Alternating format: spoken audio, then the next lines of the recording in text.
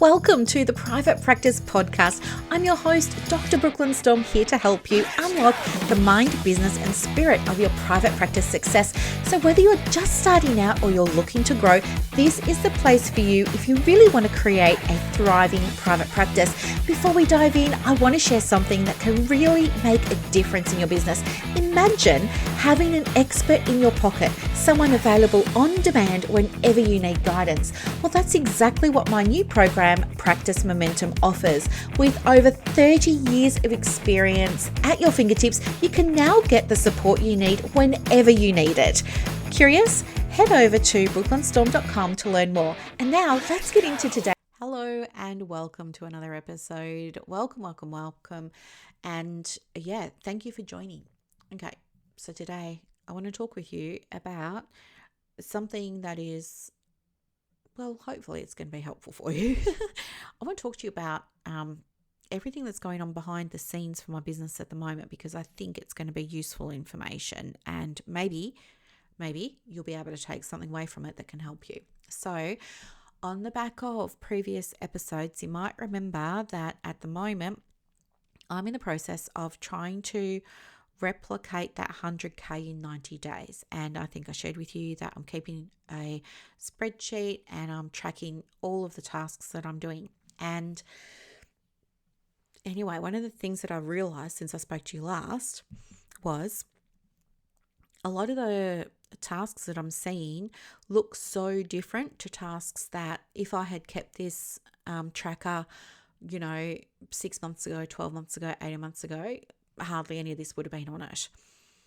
And the reason for that is because my business wasn't moving in the direction it's going into now. For example, when you shift something in your business, so let's take this for example, let's say you want to call in a certain amount of money and you want to do it consistently. One of the things that needs to happen is, if you haven't been doing it consistently, you need to set the business up to be able to do it.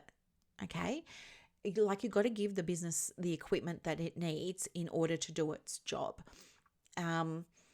So for that reason, a lot of the activities that I've been doing sort of behind the scene, as I said, they're very, very different to what I would normally be doing and how I would normally be spending my time. Also, it's taking a lot more time than I'm used to spending in my business. So my business runs lean, and I do that for a reason. Like, I like my energy. I have ADD. I never know, if I'm going to have energy at 10 a.m. or if it's going to come at 3 a.m., 3 p.m. I just never know where it's going to sit. So I needed a model of working for my private practice that gave me back flexibility and time. And so, on average, I probably spend, no word of a lie, I probably spend about, 5 or 6 hours a week on my business. But over the last 15 days, which is how long I've been working on this, I don't know what to call it, roadmap. I've been probably working about 7 or 8 hours a day. And that's really unusual for me. I've been enjoying hyperfocus. Thank you very much to my superpower, which thankfully has been getting me through a lot of it. But I wanted to share it with you because I want you to see that it doesn't matter how much further along on the path somebody is, the path doesn't necessarily end. Okay, it can if you want it to, of course. Like, nobody's forcing me to try and make a 100K in 90 days in my business, just working a few hours a day. Nobody's forcing me to do that. This is something I'm choosing to do. Okay. So it can be finite, but if you're like me, probably never will be, and you're constantly going to be not pushing yourself, but like expanding, maybe trying a new thing, introducing a new process, maybe even leveling up something in your practice. And so it requires new scaffolding in order to be able to do that. But how do you even get to the point of realizing that you need the scaffolding. I think this is really important because if you try and create change from where you are now without doing anything differently, it is nigh on impossible. You know, there's a saying that says, what got you here won't get you there. And that saying is just saying you don't know what you don't know.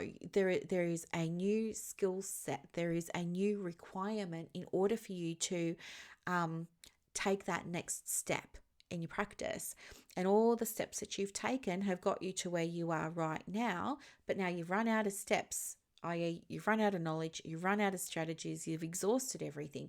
That's what we mean when we say what got you here won't get you to that next step. That next step requires you to go on a learning curve, right?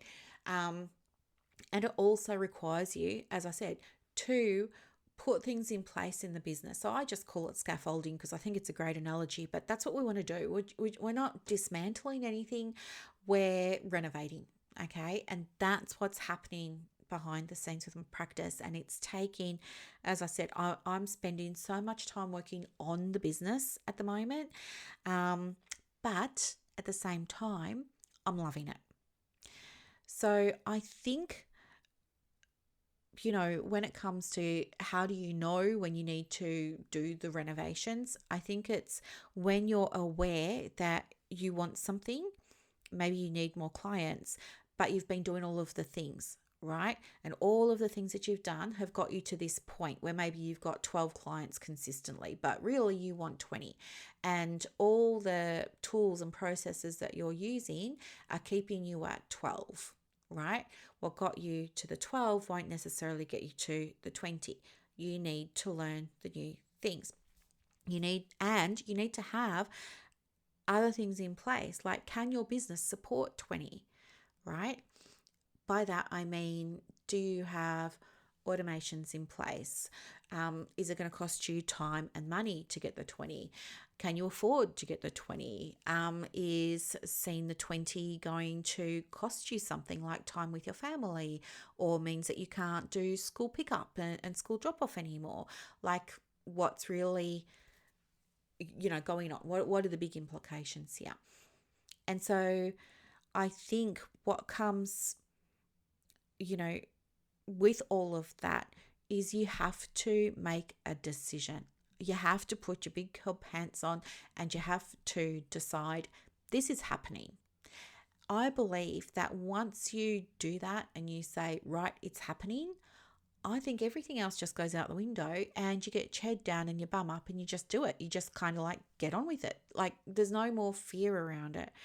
That's how I felt moving into this. And believe you me, it's pretty scary to declare to the world that, you know, you're on a mission now to try and make, in my case, 100K in 90 days. Like, other private practice owners will never talk about this because they don't want to be vulnerable. They don't want to be transparent. They don't want to share it with you in case it doesn't work out. They don't want to look bad. They don't want to look like a bad coach. They don't want to look like they don't know what they're doing and things like that. But I'm different. Like, I'm absolutely going to show you, and I'm going to show you if I fall on my face or not, because I'll show you the growth from that. And, you know, we'll try it again, and we're going to try it again, and we're going to try it again until it actually happens. And then once that happens, we're going to do it again and again and again and again to make it consistent, because that's what I've decided I want from my business. Okay. And I've decided that it's important for me to share it with you. I've also decided that, you know, there are certain things I want in my life, and I can manifest those things a lot more quickly if I've got reliable cash flow coming in without me spending more time working in the business, if that makes sense, right?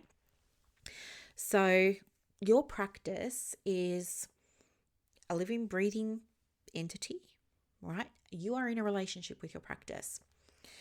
Think about, so for all my couples counselors out there who I just love and adore so much, think about your relationship with your business. If your business was your, you know, romantic partner, What would your family and your friends be saying to you about your relationship? Would they be saying, you know, wow, you do so much for him.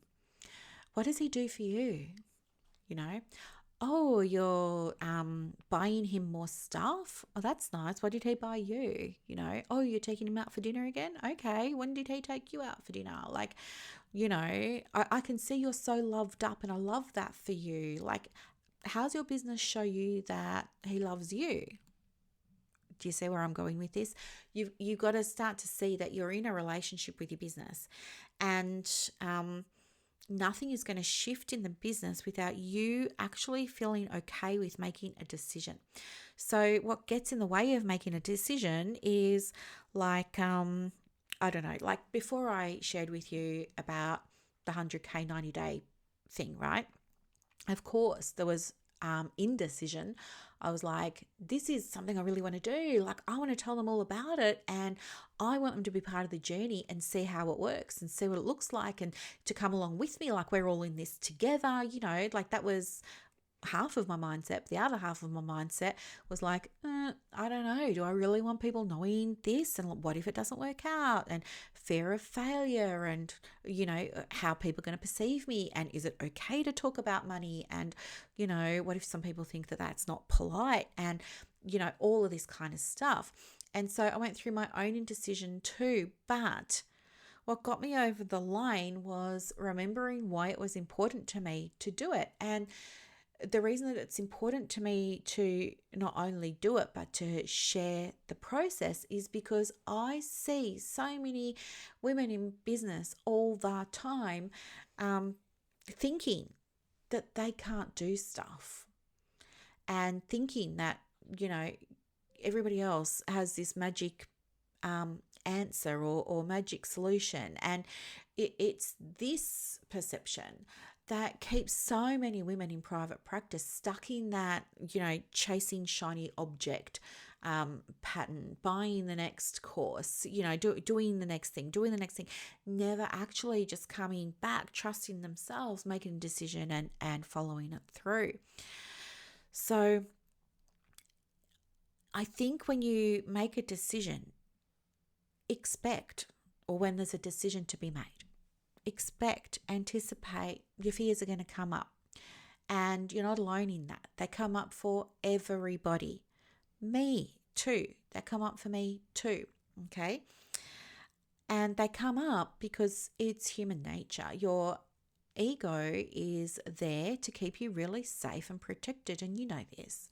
It's going to say, oh, don't go and do the scary thing. We don't know what's on the other side of that. Probably best you just, play small, keep to yourself, don't shine too bright, all of that sort of stuff. We say that to ourselves, and it gets us off the hook of, risk and things like that. But at the same time, because we're in that place of avoidance, what ends up happening is, the results we want take so much longer, and it affects us. It affects our energy. It creates imposter syndrome. It does all of those things. Whereas if you just made a decision and you followed through with it, the decision itself brings clarity. Okay. Decision brings clarity.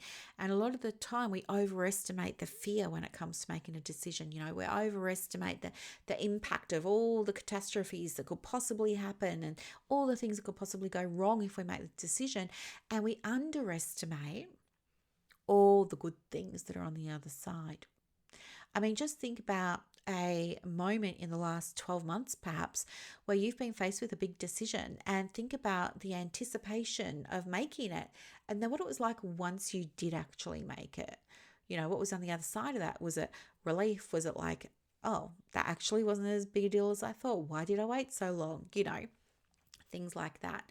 And if you get stuck making a decision, sometimes ask yourself, like, is this my fear? Am I making this about me? And why am I even entertaining this decision? Like, why is this decision so important to me? Because when you make it connected to something outside of you, it just gets that much easier to make. What I experienced with what I'm doing now is that once I decided, you know what? I'm just going to do it. I've decided I'm going to, call in. I'm going to receive. I'm going to attract. I'm going to manifest. I'm going to generate, whatever words you want to use, this 100K in the 90 days.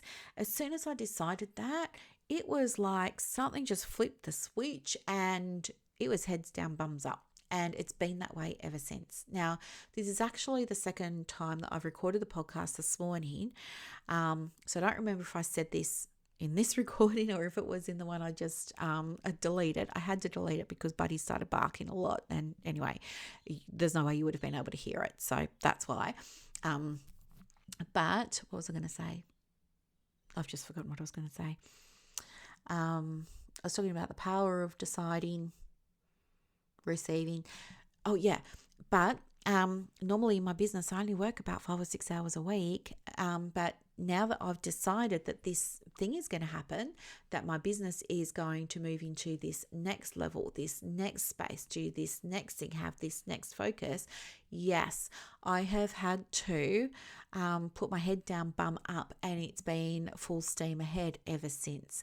So these 15 days, I've probably done, I don't know, maybe about 6 months worth of work. I can do it because I hyper focus. So I'm really, really thankful for the gift of ADD. But I look at it and I think, oh my gosh, that's such a lot of work. And I can also look at it now, and although I'm only on day 15, I can look back at some of the earlier days and say, yeah, I probably didn't need to do that, so I wouldn't do that again. Do you know what I mean? I'm starting to see patterns emerging in things. And then the other thing too is it shifts your identity when you make a decision.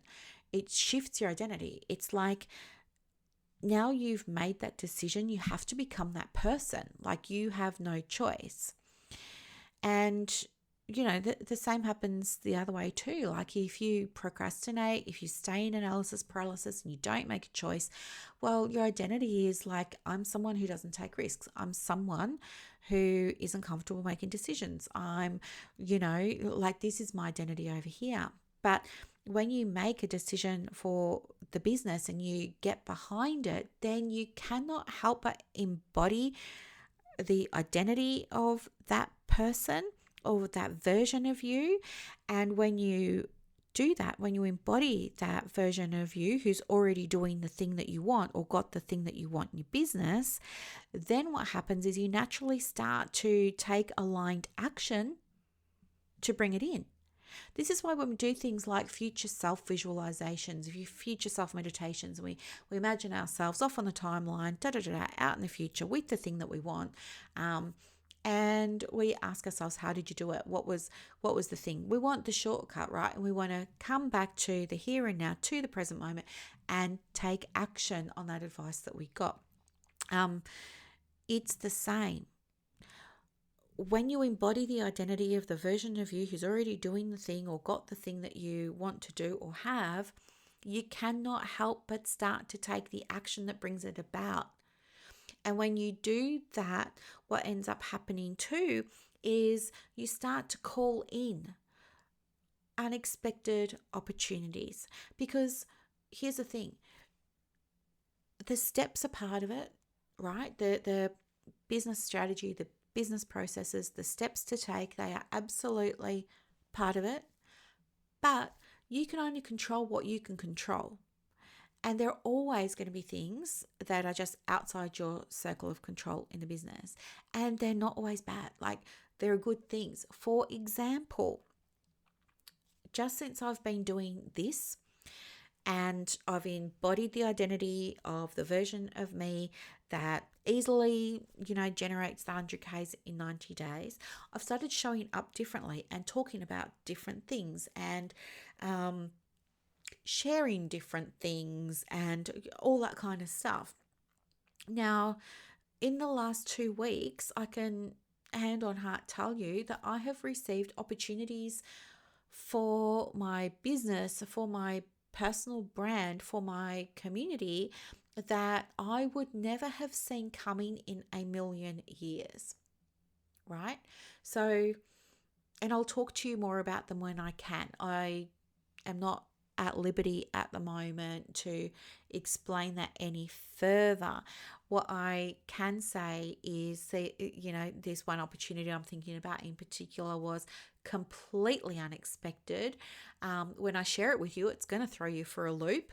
But it's just an example that you can control only what's within the field of things that you can control, and trust that just by you taking the actions, you are demonstrating to the world, this is who I am now, and the world responds accordingly.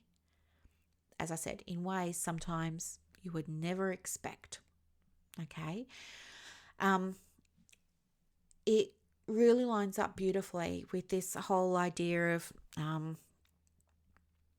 the science of manifestation. And I won't go into all of that, but, thoughts are electric. So when and we see this all the time with things like the EEGs and stuff like that. So I know I don't have to go into it with you, but so thoughts have an electric component. The thoughts go out, boom. Electricity is a frequency or a wave, obviously. We all know that too. So anyway, that's going out into the world around you. Okay. Emotions are magnetic. It's where we get this whole idea, electromagnetic, right? Your body is electromagnetic. The emotions are what draw things back to you. So when you are in the identity of somebody who is achieving a goal, what do you think the energy of that is? What do you think the emotion of that is? The emotion of that is, I've done it. It's already happened. I'm just spending time now, doing the things to help it along. It's an emotion of, for me, calm, because now I'm not stressed. I'm like, there's an absence of calm. There's an absence of worry.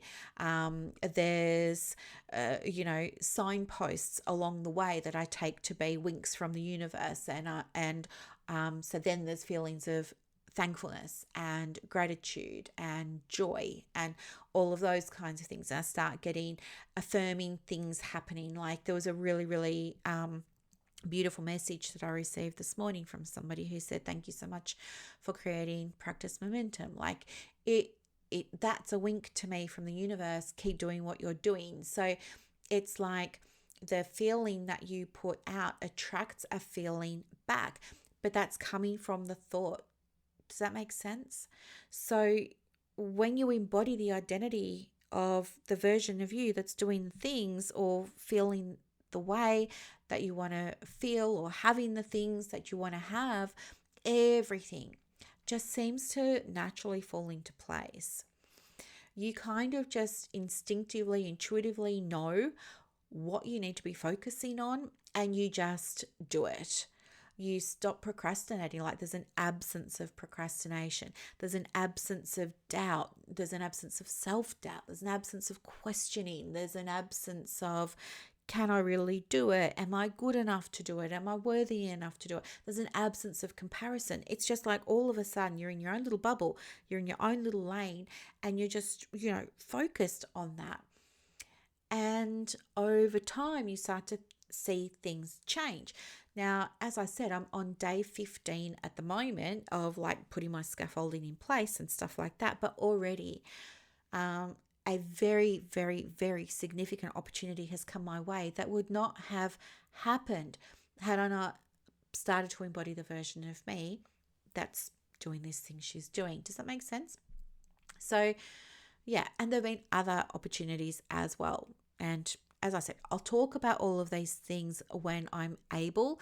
At the moment, I don't have the, I don't know, I was going to say permission. It's not permission. Like I'm not at liberty to. But as I said, it's going to blow your socks off when you hear about it, and you'll hear about it from me first. And yeah, it's just more evidence that when you trust that I've made this decision and it's happening, it just puts you in a space of unshakable confidence. And when you're not doubting yourself anymore, other people don't doubt you either. And I think that really also creates more expansion, creates more opportunity, creates more thankfulness, more joy.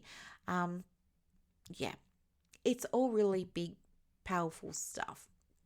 Now, I know that you really like to have, some tools and tips to help you. So I am going to do that because I want you to start trusting in your ability to make a decision so that you can release the fear and actually get on with making the type of practice that you really want. A practice that gives as much as it gets, right? It needs to give to you as much as it's taking from you. So it begins, I think, perhaps with recognizing that perfect decisions just don't exist, right? Every choice you make is going to include a trade-off, and that the goal isn't actually finding like the mythical perfect option, but in fact, it's more around choosing what aligns best with you, with your values, with your goals for the business in that moment, okay? And you can decide something else in the future. That's okay. You get to make as many decisions as you want, and you can change your mind as many times as you want. But if you're thinking that you have to make like the right decision, stop, because that's very, very subjective. And the way you look at something today is going to be different to how you look at it tomorrow. That's why we've got that whole saying, like, sleep on it. You'll see it differently in the morning. It's true. The other thing too is just to remember that, most decisions or the decision making is actually temporary. All right. And the reality is that very few decisions that you make for your private practice are ever truly permanent, right? I don't know, if you raised your fees and lost clients, you could always adjust. I mean, it's unlikely it's going to happen. It would happen if you didn't have a process around it to make sure that it was rolled out the right way and all that sort of stuff. But you could always change them, okay? If you chose a niche and then, 6 months, 12 months down the track, you're like, I don't think I really like this niche, that's fine. You get to decide that you want to change it and you change it. You got opportunities all the time, okay? It might also be helpful for you to create a mantra that can support you the next time that you've got to make a decision. And I would even go so far as to put it on the wall near your computer or near where you work, somewhere you're going to see it regularly. And it might be something simple like, I make decisions from wisdom, not from my fear. Okay, like that's just an example, but you write one that's going to resonate with you. And the other thing too that might be really helpful if you're somebody who's like, I'm very focused on results. I was just saying to the women in Momentum this morning, we had a catch up, and I was, jokingly sharing with them that I'm very competitive, and part of what gets me results is data. So I love, love, love numbers. So of course I require them to, know their numbers, and I teach them how to do that because obviously, I didn't mean to say that. I meant to say a lot of the time, no one's ever shown them like what numbers they need to be tracking, and they haven't shown them how to use those numbers. So yeah, I would say maybe even document it. I would say maybe even document the decisions that you're making, and you will start to see that over time, most of the decisions you make work out, and any that don't provide valuable opportunities for your learning and growth. And that is so super important, right? But anyway, I have like a little bit of a process that might work for you. You may want to grab a pen and paper and jot this down, or if you can't do that, maybe come back to it a little bit later on. But I will give you a little bit of a process that might work, and I'll finish off with some coaching questions that you can use for self-coaching to try and help, next time you find yourself wanting to do something but feeling a bit stuck in the what ifs. Okay. So the first thing is, we want to call in clarity. So I would do something like maybe ask yourself, what would I choose if I was already the successful private practice owner that has this thing or that I desire to become, right? So you might say, what would I choose if I was already earning $10,000 a month? What decision would I make? Or you could say, how would the version of me who confidently helps clients handle this situation, right? Another one is think about, your, boundaries, things like that. You could maybe say to yourself, how does this decision honor my boundaries? You could ask yourself, am I making this choice from a place of abundance or scarcity? How do I feel about that? Do you want to run your practice from the mindset of abundance? And if so, what then becomes available for you? If you run it from scarcity, what won't become available to you, and what will you be experiencing that perhaps you don't want to, right? And then maybe you could ask yourself, what message does this decision send to the universe about how I value my business? Okay. The other thing too is maybe, we spoke about, I've shared with you before about money archetypes and things like that. And if you want to know your money archetype, you can, of course, reach out and connect with me. I'm a money coach. It's one of the many hats that I wear. But I believe that there's also a success archetype, right? So you might be, I don't know, you might see your success archetype as something like a nurturing healer, or you might see your success archetype as a transformational guide or something like that. But it doesn't matter how you see it, but ask yourself, does this choice align with my natural success archetype? Right? Where in my body do I feel resistance, and what is that message telling me? Because everything that you're feeling in your body is just energy. And I believe that when there's a little bit of dis-ease or discomfort, that is your maybe intuition saying to you, hang on, we're veering off course a little bit here. All right. What would need to happen to bring you back in line with the right course? Okay. And then the last one is taking action. So asking yourself, what is the smallest thing that I could do today to move towards my decision? And when I talk with you about what's the smallest thing, I mean, what's the smallest thing for you in terms of mental bandwidth, emotional bandwidth, and energy, right? What's the smallest, easiest thing you could do that would help shift you in the direction of actually making a decision about something, this thing, okay? Yeah. And then how can I celebrate making this decision as evidence that I'm a, effective, confident, proud, abundant woman in business? And unpacking that for yourself, okay? So let me now dive into a few coaching questions that I've written out for you.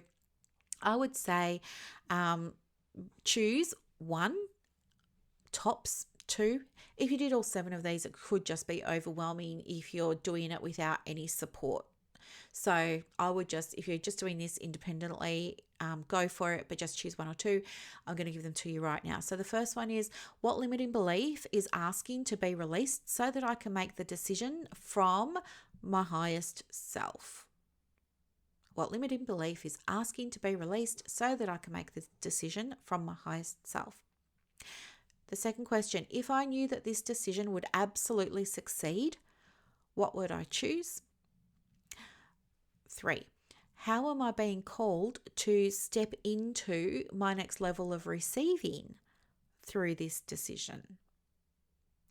4, where am I giving my power away by delaying this decision? I love that one so much. I use it with clients all the time. Number 5, what money story is playing in the background of my hesitation? Really powerful. Number 6, how would making this decision honor my worth as a woman in business? And then number 7, what guidance or insights or nudges or awareness have I already received about this decision that I might be ignoring? Okay. So I guess just in wrapping up there, even indecision is still a decision because it's deciding to stay exactly where you are. But here's the thing, your clients need your gifts way too much for you to be dimming your light and playing so small in your business decisions. Okay. What I know for sure is that when you make decisions, your body, your mind, your subconscious mind, your conscious mind, energy source, the universe, whatever, it all starts working to make sure that this pans out for you or something better. Okay. Your clients need you and your gifts too much for you to be operating from scarcity and for you to be operating from fear. When you do those things, you're making it about you, not about them. And the whole reason you got into business was for them. Okay. Yeah. And when you make all those decisions from that space, your identity shifts, and it's like everything around you just conspires to make sure that you experience and receive and have that next level of whatever it is: abundance of inquiries, referrals, money coming in, opportunities for speaking at events, stuff like that. So I would just, if you can, again, maybe not while you're driving, but I invite you to place a hand on your heart right now and say, I trust myself completely to make powerful decisions that serve my highest good and the good of those I'm meant to help. Okay? How does that feel? Better? Yeah. So, think about, is there a decision that's needing to be made for you in your business right now? And what are you willing to do today to make it one way or another? You don't have to say yes to all of your decisions, but making the decision. Okay? And I just want to say you are doing an amazing job. And I am so thankful that you're here and that you're on this planet and that you're doing the work that so many people need you to be doing. There are so many people that need you, exactly you, showing up in the way that is all you, right? Nobody else can ever be you. They might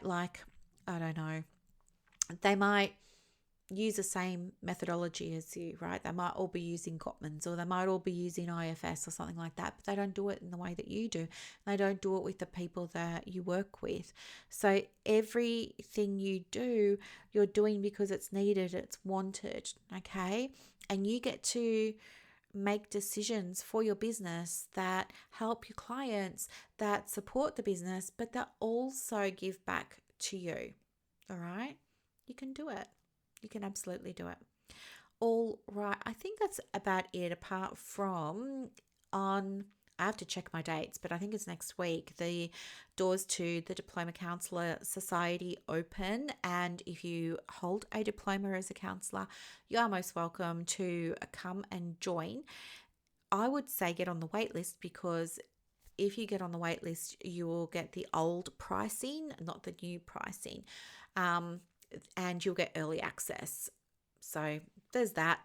And also, by putting yourself on the wait list, you're not committing to anything. Like, you don't absolutely have to join. Like, it's just, I think, giving yourself the freedom closer to the day to make the choice if you want to and get the benefits that way. The doors will be open to the public a day after they go open to the wait list, and from that time it's the new price. So it's just something to think about. And if you have any friends or colleagues who also have a diploma who are needing some support, could really benefit from being in that space, please let them know that it's available, because while it might not be the thing that you need right now, you just never know if it's the thing she might need right now. And that's the whole reason that I started it. So anyway, I will let you go. I am going to go to the gym. You know who, Buddy. He's just back from the PARK. And yeah, he's just like getting all sleepy and stuff like that. I've fed him some lunch, so he should be good to go for a bit while I take a sneaky trip out to the gym. So that's what I'm going to go and do now. Have a wonderful, wonderful week, and I'll catch you in the Saturday edition. Bye. And that's a wrap for this episode of the Private Practice Podcast. So as you reflect on today's insights, imagine creating real success in your private practice without going down rabbit holes or exhausting yourself with business activities that don't move the needle. With Practice Momentum, you have push of a button help available on demand. It's like having an expert in your pocket ready to guide you whenever you need it. Visit brooklynstorme.com to discover how Practice Momentum can transform your approach to building a thriving practice. I'm Dr. Brooklyn Storme, and I'll see you next time as we continue exploring the mind, business, and spirit of private practice success.